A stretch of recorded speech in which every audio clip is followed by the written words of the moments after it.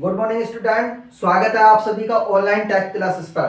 तो मेरे प्यारे विद्यार्थियों, लास्ट लेक्चर में हम डिस्कस कर रहे थे रेजिस्टेंस के ऊपर। ठीक है, रेजिस्टेंस क्या होता है, रेजिस्टेंस के बारे में मैंने आपको बताया है कि रेजिस्टेंस क्या होता है। उसके उसके ऊपर हमने न्यूमेरिकल भी सोल्व किए हैं, सिंपल तरीके के भी और थोड़े हार्डली लेवल के भी न्यूमेरिकल हमने क्या करें, सोल्व करें। तो प्रतिरोध क्या होता है, प्रतिरोध वह युक्ति है जो किसी भी इलेक्ट्रिकल सर्किट के अंदर करंट के फ्लो होने का अपोज करता है। इलेक्ट्रिकल सर्किट कुछ भी हो सकता मेरे प्यारे बच्चों। इलेक्ट्रिकल मोटर के रूप में भी हमारा इलेक्ट्रिकल सर्किट हो सकता है। और जो हमारा रूम है, ये बल्ब और पंखा दोनों एक साथ कंबाइंड होकर जो सर्किट बना रहे हैं, ये भी हमारा क्या इलेक्ट्रिकल सर्किट है। और इटीसी बहुत सारे इलेक्ट्रिकल सर्किट है जिनके अंदर हम रेजिस्टेंस पर निर्भर चीजों को क्या करते हैं, फाइंड आउट करते हैं। तो देखते हैं आज क्या देखते हैं, रेजिस्टेंस किन किन चीजों पर निर्भर करता है। ठीक है, तो देखो R बराबर क्या होता है हमारा, रो एल अपॉन ए। ठीक है, R बराबर क्या होता है हमारा, रो एल अपॉन ए। तो किन किन चीजों पर निर्भर करता है, जहां देखो, जहां R क्या, प्रतिरोध, R क्या है हमारा, प्रतिरोध है। प्रतिरोध का मतलब रेजिस्टेंस, इंग्लिश में क्या कह सकते हैं हम, रेजिस्टेंस कह सकते हैं। दूसरा देखो, रो प्रतिरोधकता।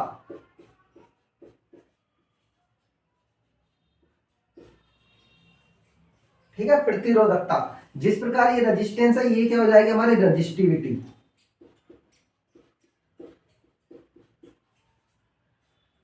ये क्या हो जाएगी हमारी रेजिस्टिविटी। और इसी प्रकार एल क्या हमारी लेंथ है, ये कह सकते हैं लंबाई। ठीक है, उसी प्रकार ए क्या है हमारा, एरिया या क्षेत्रफल।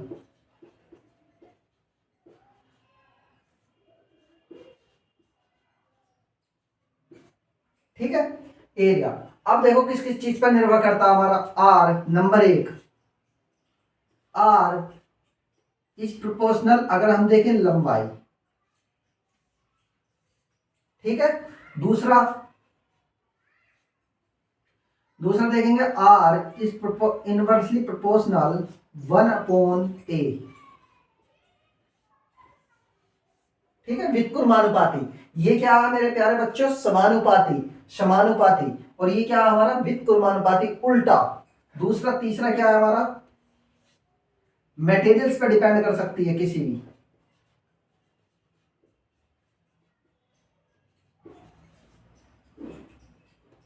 मटेरियल्स।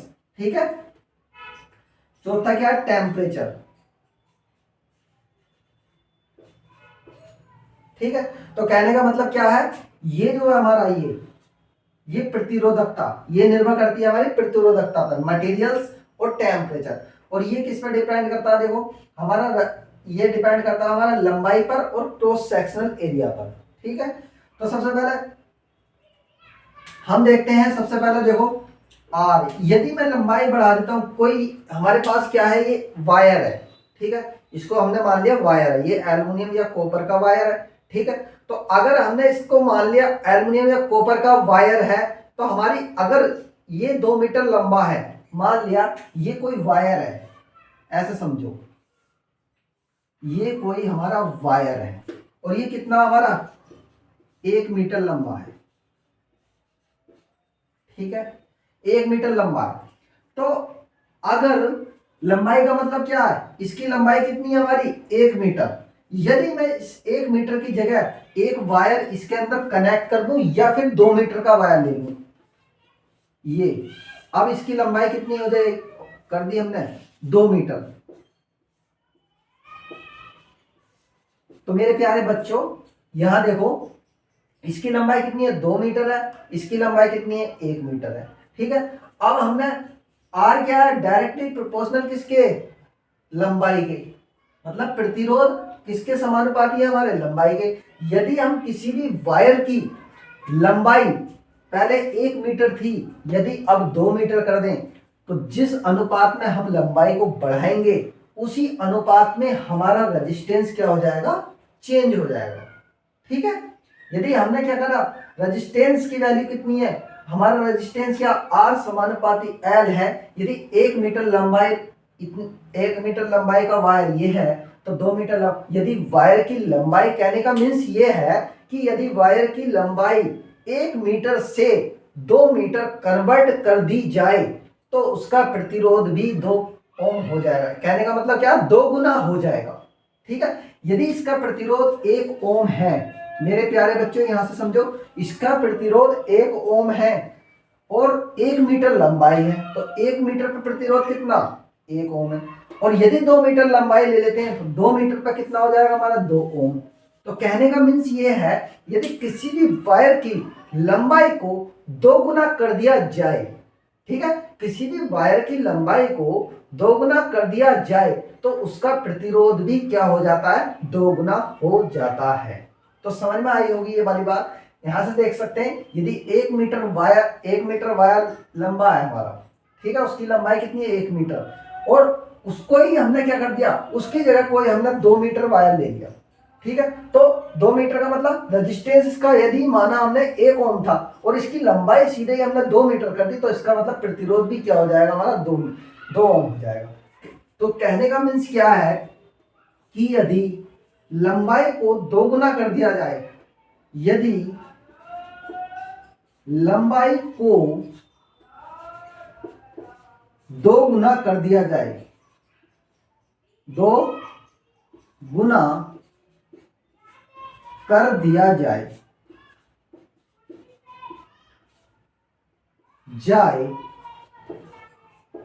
तो मेरे प्यारे विद्यार्थियों क्या हो जाएगा हमारा प्रतिरोध, तो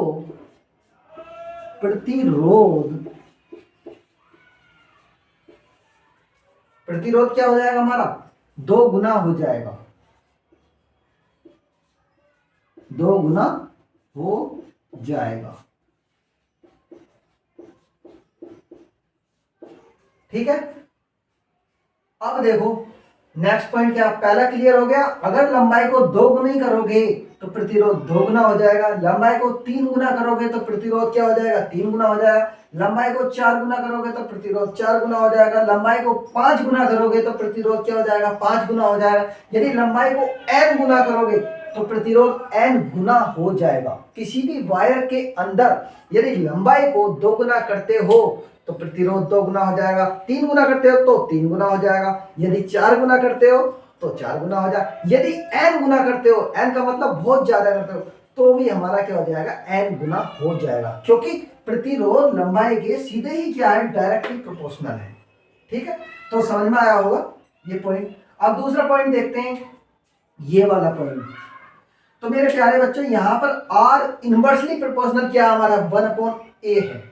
ए का मतलब है एरिया, एरिया का मतलब है ये कोई भी हमारा वायर है तो ये तो इसकी हो गई लेंथ, ये क्या हो गई इसकी लेंथ, और यदि मैं इसकी देखूं ये वाली चौड़ाई तो एरिया बराबर क्या होता है, लंबाई गुणा चौड़ाई, तो लंबाई गुणा चौड़ाई। अगर मैं क्षेत्रफल देखता हूं तो ये क्रॉस सेक्शनल एरिया है, इसका क्रॉस इस तरीके से जो घूम रहा है ये हमारा क्रॉस सेक्शनल एरिया, तो क्रॉस सेक्शनल एरिया का मतलब यही क्या हो गया हमारा, इसका क्षेत्रफल हो गया। ठीक है, तो क्षेत्रफल देखो, यदि किसी भी वायर का क्षेत्रफल यदि हम बढ़ाते हैं तो रेजिस्टेंस, क्योंकि ये क्या था हमारा, लंबाई अगर बढ़ा रहे हैं तो रेजिस्टेंस बढ़ रहा है, लेकिन यदि एरिया को इंक्रीज कर रहे हैं, यदि एरिया को बढ़ा रहे हैं तो रेजिस्टेंस क्या हो जाएगा, कम हो जाएगा। क्यों, क्योंकि ये इनवर्सली प्रोपोर्शनल है, ये क्या है हमारा, इनवर्सली प्रोपोर्शनल है। जैसे देख सकते हैं, एग्जांपल ले लो, देखो कैसे, अब जैसे हमने देखो यहां से देख सकते हैं एरिया कितना, देखो आर क्या हमारा इनवर्सली प्रोपोर्शनल 1/a। ठीक है, यदि मैं इसके अंदर एक वायर ले लेता हूं, इसका ये एक वायर है, इसका एरिया कितना ले लें, ये वाला एरिया कितना ले लें, एरिया ले लेते हैं हम 2 मीटर स्क्वायर।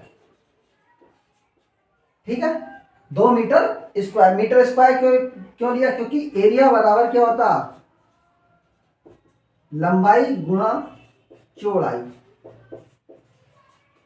ठीक है, तो लंबाई को भी हम मीटर में मेजर करते हैं और चौड़ाई को मीटर में, इसलिए मीटर स्क्वायर हो जाए। ठीक है, अब इसलिए हमने 2 मीटर ले लिया। अब देखो यहां से हम इसको डिवाइड करके देखते हैं, 1/2। ठीक है, 2 रख दिया एक ही जगह, तो क्या हो जाएगा, एक को 2 से डिवाइड करेंगे, देखो पॉइंट लगाएंगे 0, 2 पंजे 10, तो कितना आ जाएगा हमारा, आर समानुपाती कितना हो जाएगा हमारा, 0.5। ठीक है, अब दूसरा, अगर मैं दूसरा वायर लेता हूं, देखो कैसे, ये ले लिया हमने और इसका क्षेत्रफल कितना हमारा 5 मीटर स्क्वायर। तो मेरे प्यारे बच्चों इसका क्षेत्रफल कितना हमारा 5 मीटर स्क्वायर। अब देखते हैं यहाँ जिस तरीके से इसको करा सोल्व, ऐसे इसको कर ले, 1 एक ही जगह कितना रख दे 5। अब एक को 5 से डिवाइड करो, पॉइंट लगाओ 0, 5 दूनी 10, तो यहां पर कितना आ रहा है देखो 0.2, ये आ रहा है। अब यहां पर देखो, यहां पर कितना आया था मेरे प्यारे बच्चों, यहां पर कितना आया था 0.5 और यहां पर कितना आया था 0.2। इसका मतलब 0.2 क्या है हमारा कम है और 0.5 ज्यादा है। तो इसका मतलब मैंने क्या करा था, देखो यहां पर अगर एरिया अगर कम है तो हमारा क्या, देखो रेजिस्टेंस का मान क्या हो रहा है, बढ़ रहा है, क्योंकि 0.5 है समानुपात आ रहा। यदि एरिया का मान हमारा ज्यादा है, देखो यहाँ पर कितना लिया 5 मीटर स्क्वायर, तो यहाँ पर 0.2 आया, इसका मतलब रेजिस्टेंस कम हो रहा है, इसका मतलब रेजिस्टेंस कम हो रहा है। इसका मतलब कह सकते हैं कि एरिया का मतलब, यदि कोई वायर है हमारा, कोई वायर है, अगर ये वायर पतला है तो इसका रेजिस्टेंस क्या होगा, ज्यादा होगा। क्यों, यहां से दिख रहा है देखो, अगर हम एरिया क्या कर रहे हैं, एरिया कम है तो रेजिस्टेंस बढ़ रहा है, और यदि एरिया बढ़ा दिया जाए, इसका मतलब मोटा चालक ले लें, एल्युमिनियम का एक मोटा वायर ले लें, तो उसका रेजिस्टेंस क्या हो जाएगा, उसका रेजिस्टेंस क्या हो जाएगा हमारा, कम हो जाएगा, लेकिन पतले वायर का रेजिस्टेंस ज्यादा हो जाएगा। तो हम डिपेंड करते हैं कि करंट का मान हम कैसा चाहते हैं। कहीं पे यदि हमारा करंट का मान ज्यादा चाहिए, ठीक है, तो हमें मोटा वायर लेना पड़ेगा। यदि हमें करंट का मान कम चाहिए तो हमें पतला वायर लेना पड़ेगा, क्योंकि पतले वायर का रेजिस्टेंस ज्यादा हो जाएगा। जब रेजिस्टेंस का मान ज्यादा हो जाएगा तो करंट का मान ऑटोमेटिकली क्या हो जाएगा, हमारा कम हो जाएगा। ठीक है, तो हमारा डिपेंड करता है कि एरिया बढ़ाने पर रेजिस्टेंस का मान क्या हो जाता है, कम हो जाता है, और एरिया कम करने पर रेजिस्टेंस का मान हमारा ज्यादा हो जाता है। ठीक है, तो लिखते हैं इस पॉइंट को।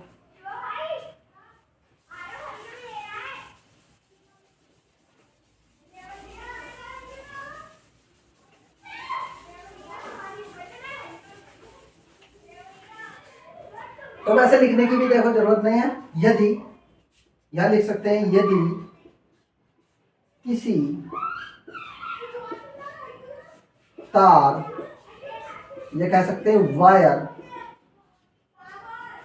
का,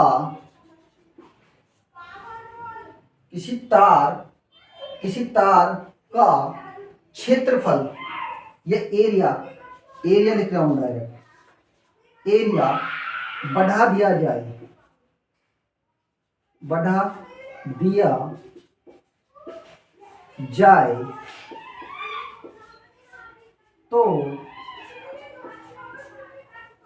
तो देखो एरिया बढ़ा रहे हैं क्योंकि इनवर्सली प्रोपोर्शनल है। अगर एरिया बढ़ा रहे हैं तो रेजिस्टेंस का मान क्या हो जाएगा हमारा, तो प्रतिरोध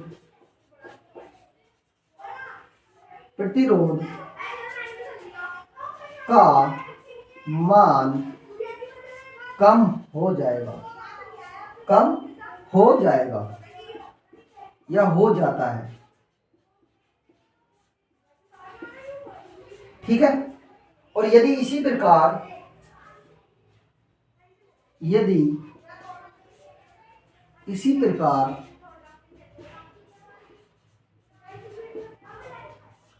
इसी प्रकार एरिया कम कर दिया जाए या क्षेत्रफल, एरिया कम कर दिया जाए, कर दिया जाए।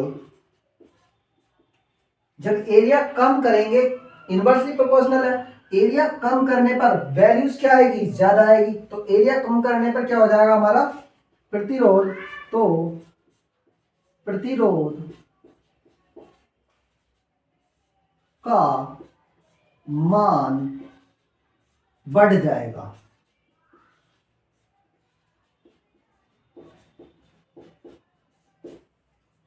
ठीक है, तो इस प्रकार क्या करेंगे, यदि तार का एरिया बढ़ा दिया जाए तो प्रतिरोध का मान कम हो जाएगा, क्योंकि यहां ज्यादा रखोगे वैल्यूज, यहां पर एरिया का मान ज्यादा रखोगे तो सीधी सी बात है इनवर्सली प्रोपोर्शनल है। जब इनवर्सली प्रोपोर्शनल है तो रेजिस्टेंस का मान कम आएगा। यदि यहाँ पर कम वैल्यूज रखोगे, इनवर्सली प्रोपोर्शनल है, कम वैल्यूज रखने पर इसका मान क्या हो जाएगा, डिक्रीज हो जाएगा, आर का मान, ठीक है, कम हो जाएगा। तो यही लाइन हमने लिखी है, यदि किसी तार का एरिया बढ़ा दिया जाए तो प्रतिरोध का मान कम हो जाता है, यदि इसी प्रकार एरिया कम कर दिया जाए तो प्रतिरोध का मान बढ़ जाता है।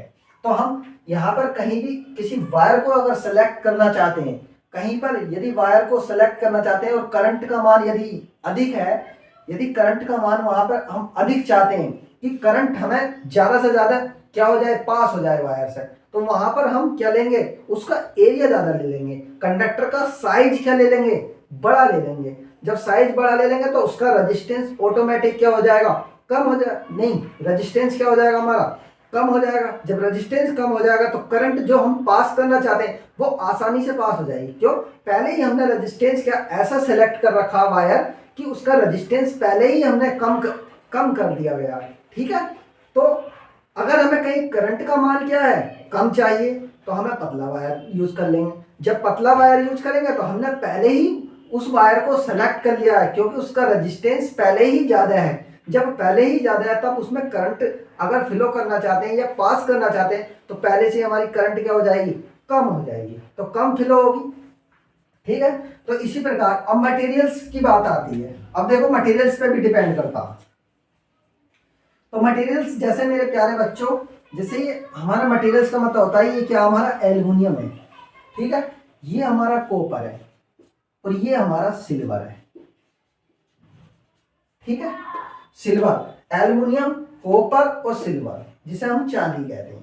ठीक है, तो हमने लास्ट लेक्चर में भी आपको बताया था कि यहां पर बता रहे थे, यहां पर देखिए एल्युमिनियम है ये, ठीक है, फिर आता हमारा कॉपर और फिर आता हमारा सिल्वर। तो सबसे देखो, सबसे अच्छा चालक क्या है इनमें, सबसे अच्छा सुचालक कह सकते हैं या चालक कह सकते हैं, सबसे अच्छा चालक। ठीक है, फिर उससे कम अच्छा क्या है, कम अच्छा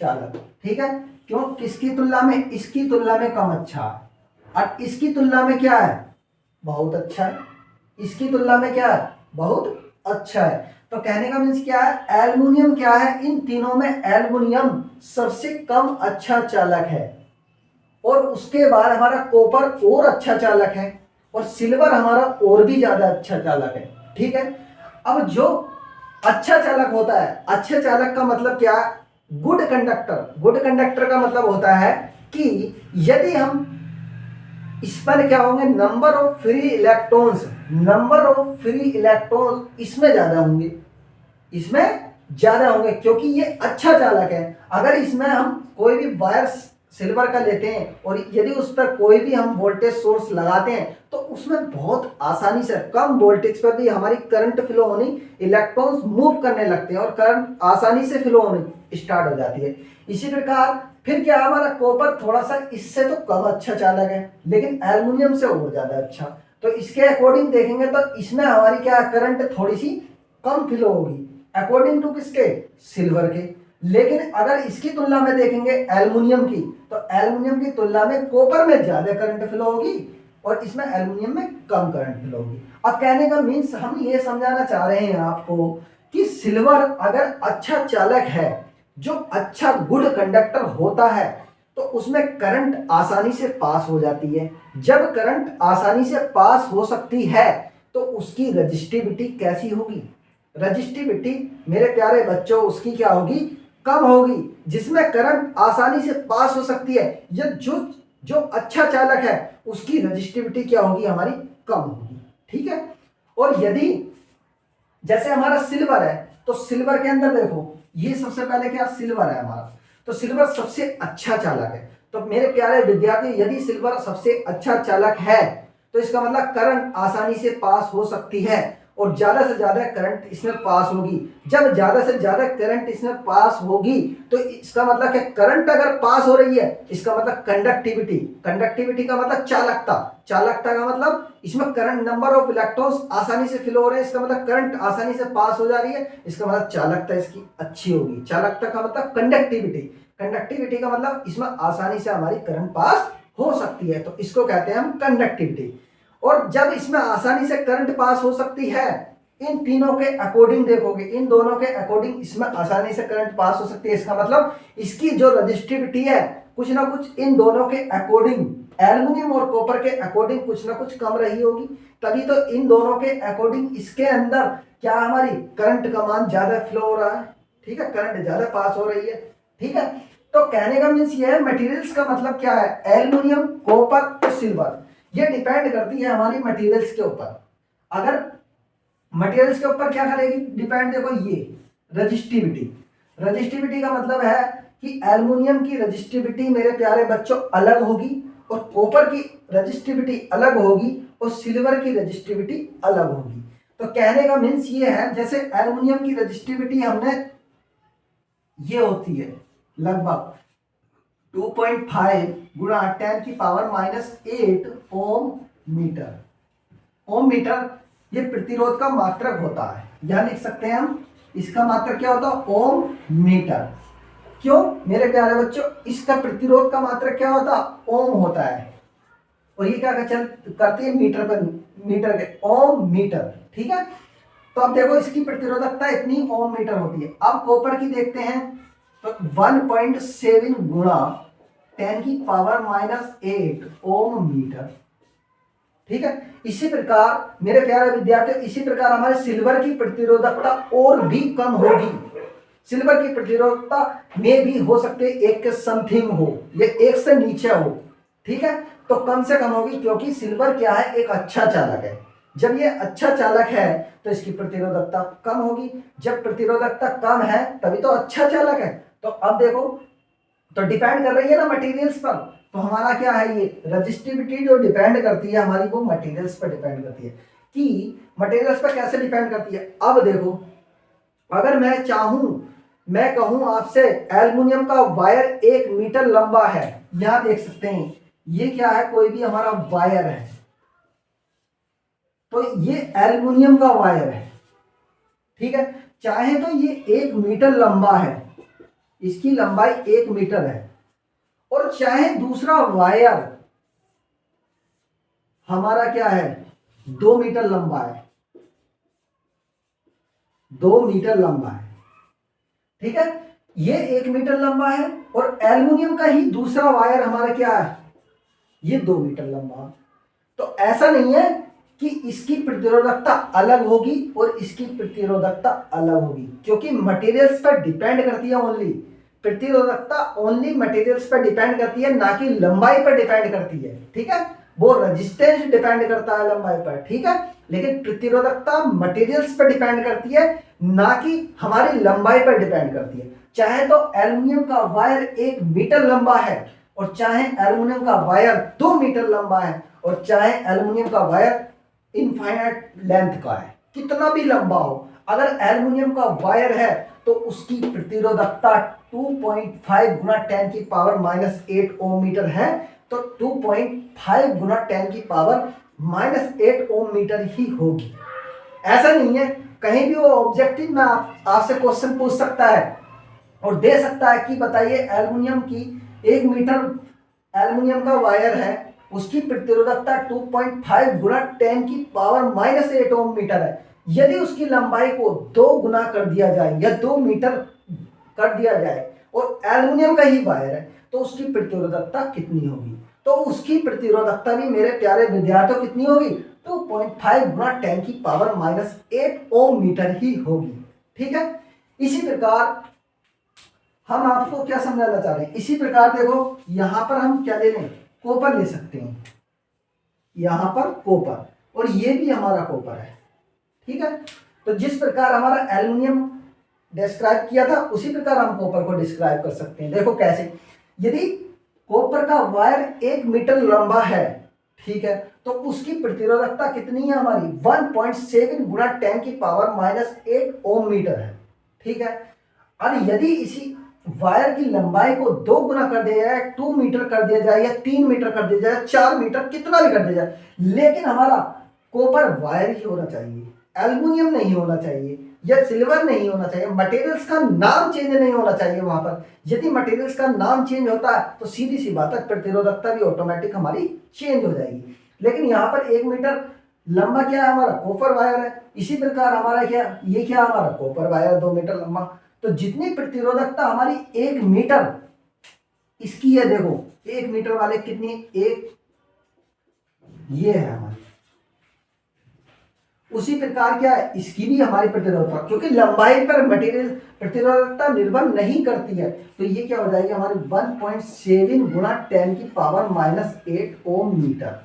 तो मेरे प्यारे विद्यार्थियों, आई होप समझ में आया होगा ये तीनों ही चीजें। इसी प्रकार हम सिल्वर को ले सकते हैं, उसकी लंबाई 1 मीटर ले लो, चाहे 10 मीटर ले लो, चाहे 1000 मीटर ले लो, यदि मटेरियल हमारा सिल्वर का है तो हम आसानी से क्या कर सकते हैं, उसका क्या प्रतिरोधकता बता सकते हैं। तो प्रतिरोधकता या रजिस्टिविटी कभी भी लंबाई पर निर्भर नहीं करती, वो ओनली मटेरियल्स पर निर्भर करती है, और मटेरियल्स के साथ साथ हमारी कुछ ना कुछ टेम्परेचर पर भी निर्भर करती है।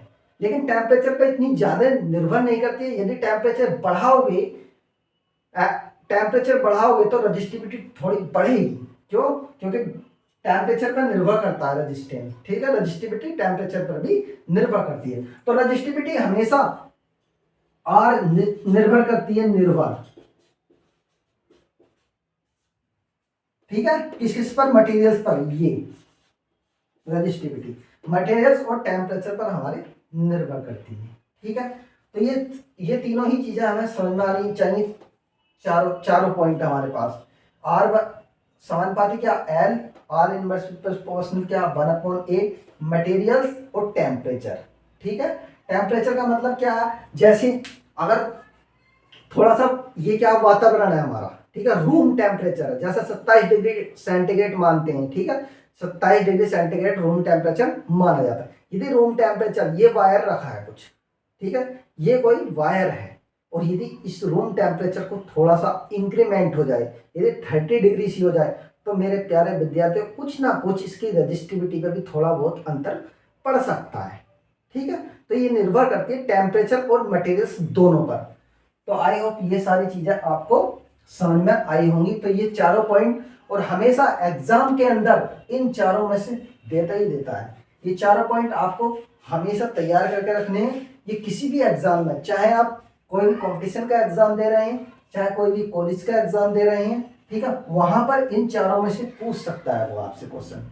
ठीक है, इसी प्रकार यहां से भी पूछ सकता है कि एल्युमिनियम की प्रतिरोधकता कितनी होती है, और कॉपर की कितनी होती है, सिल्वर की कितनी होती है, आयरन की कितनी होती है। बहुत सारे मटेरियल्स हैं जिनकी प्रतिरोधकता अलग अलग होती है।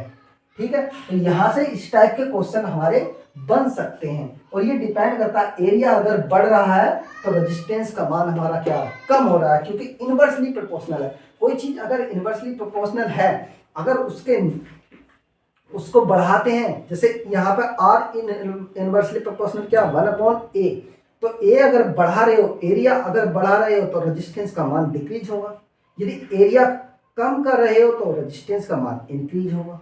ठीक है, तो इसी प्रकार से ये क्या हमारा आर किन चीजों पर निर्भर करता है और कैसे कैसे हमारा ये डिपेंड करता है। ठीक है, तो समझ में आया होगा। और ठीक है, तो मेरे प्यारे विद्यार्थियों, आज का लेक्चर यहाँ तक ही रहने देते हैं। नमस्कार।